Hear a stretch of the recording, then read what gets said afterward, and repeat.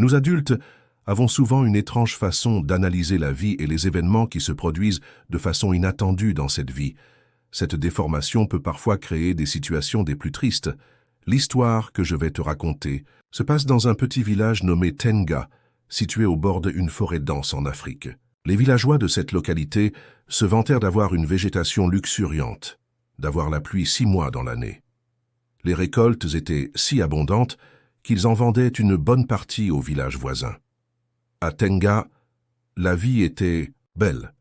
Les femmes, toujours joyeuses, allaient ensemble à la rivière chercher de l'eau et effectuaient leurs corvées en chantonnant à longueur de journée. Les paysans, eux aussi, après les travaux champêtres, buvaient joyeusement du bon vin de palme sous les grands arbres fruitiers.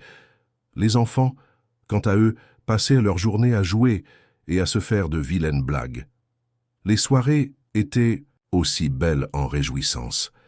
Certains soirs, les villageois s'adonnaient aux chants et aux danses ancestraux de leur comté jusqu'au petit matin. Un terrible événement viendra perturber la quiétude du village de Tenga avec la mort d'un jeune couple. Un soir, pendant que les villageois dormaient, la case de Manga prit feu. Il s'y trouvait avec sa femme Aya et leur unique fils Kofi. Le feu était si violent qu'il a en quelques minutes consumé toute la case et tout ce qu'elle contenait. La case de Manga était légèrement isolée des autres concessions. Cette nouvelle demeure avait été construite 10 ans plus tôt lorsqu'il décida de prendre la belle et douce Aya comme épouse. Ce n'est qu'au petit matin, lorsque la vieille Nana se leva pour faire du feu qu'elle vit de la fumée et les restes de la case qui brûlaient. Elle poussa un cri si fort qu'elle réveilla non seulement les adultes, mais aussi les enfants et les animaux du petit village qui furent tous debout en même temps. Au feu, sortiez, il y a du feu.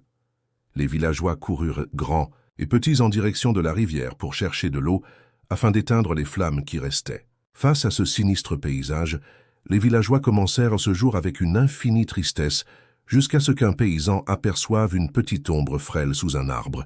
Il s'en approcha et dit « Mais c'est le petit Kofi. » Quoi disent les villageois? Tous ensemble.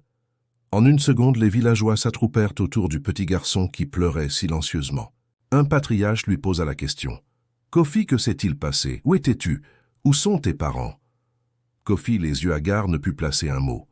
Les villageois réalisèrent tout de suite que seuls Manga et Aya ont péri dans l'incendie. Aussitôt, un villageois s'écria « Kofi, tu es un sorcier. Tu as tué tes parents. »« C'est lui, répétèrent les villageois à tour de rôle. Ces propos augmentèrent le chagrin du petit Kofi qui pleurait de plus belle. Les jours qui suivirent, les villageois vaquèrent à leurs occupations et reprirent progressivement goût à la vie. Ils célébrèrent la naissance de jumeaux dans la famille de Meka le forgeron. Ensuite, c'était l'arrivée de touristes étrangers pour visiter le village et acheter des masques fabriqués par les villageois. Tout semblait aller bien jusqu'à ce qu'un après-midi, pendant que les villageois discutaient tranquillement sous le grand manguier, un jeune garçon arriva en courant tout en sueur. « Venez, le vieux Sango est tombé du palmier, venez vite !» Grands et jeunes accoururent. Ils trouvèrent le corps du vieux Sango gisant au pied du palmier. Le vieux Sango était le meilleur vendeur du vin de palme du village. Son vin était le meilleur du village et de la région. Il avait fait une chute et venait de se briser le cou.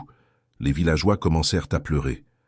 Et sans tarder, une organisation fut mise en place pour l'organisation des funérailles du meilleur producteur de vin de la région. La famille de Sango, le vendeur de vin, était inconsolable. Un enterrement digne de ce nom fut réservé à Sango qui a servi toute sa vie du bon vin aux cérémonies du village et de la région.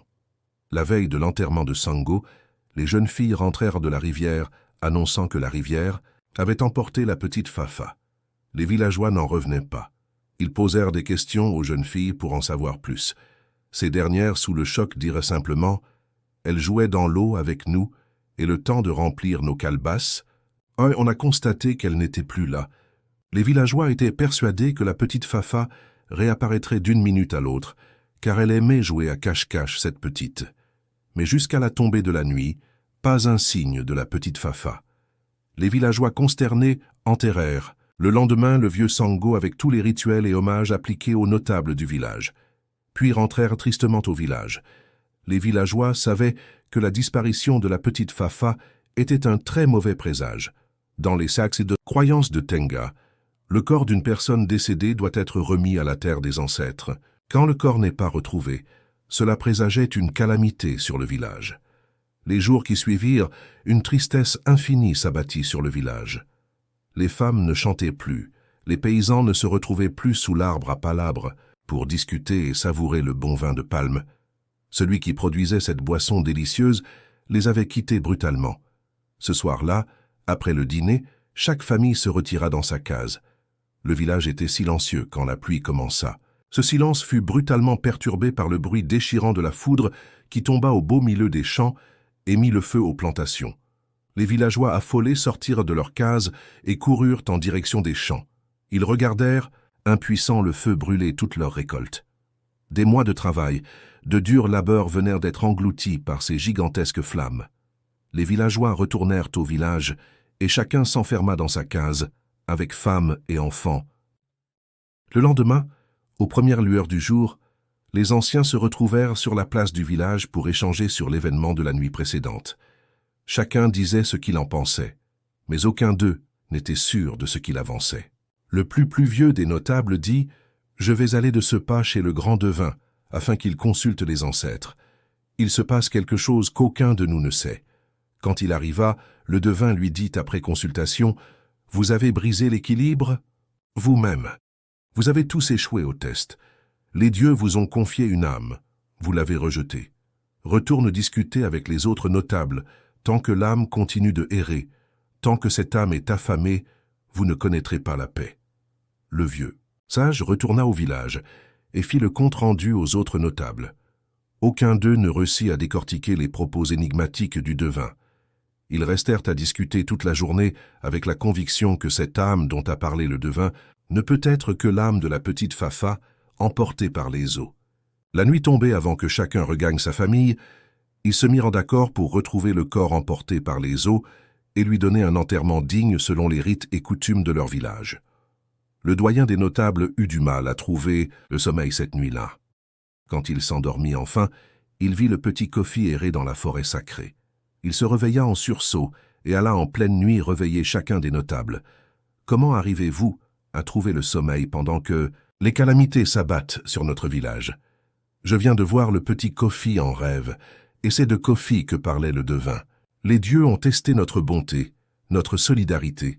Ils ont pris les parents de Kofi et aucun de nous n'a ouvert sa demeure pour accueillir ce pauvre orphelin et lui donner nourriture et amour.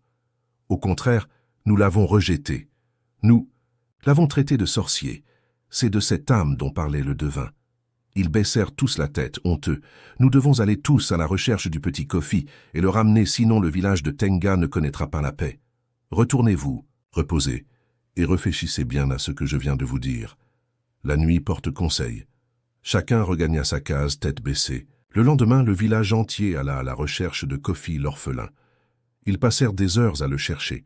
Quand ils le retrouvèrent, Kofi était amaigri, il avait la peau sur les os. Les villageois le remenèrent au village et la femme du doyen des notables l'accueillit dans sa case.